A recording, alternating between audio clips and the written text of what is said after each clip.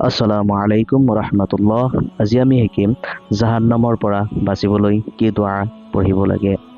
দোৱাটো হ'ল ৰব্বানা ইন্নানা আমান্না ফাগফিৰ লানা যুনুবানা ওয়াকিনা আযাবান নাৰ। আকৌ পঢ়ি দিছো, ৰব্বানা ইন্নানা আমান্না فاغفر لنا ذنوبنا وقنا عذاب النار।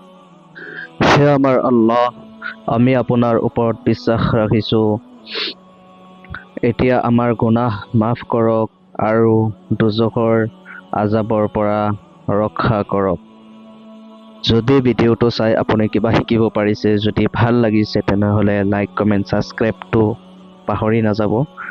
আৰু এনেকুৱা ভিডিঅ' যদি আপোনাৰ শিকিব চেষ্টা থাকে তেনেহ'লে কমেণ্টত কৈ দিব, নেক্সট ভিডিঅ' বনাই দিম কমেণ্টৰ পৰা।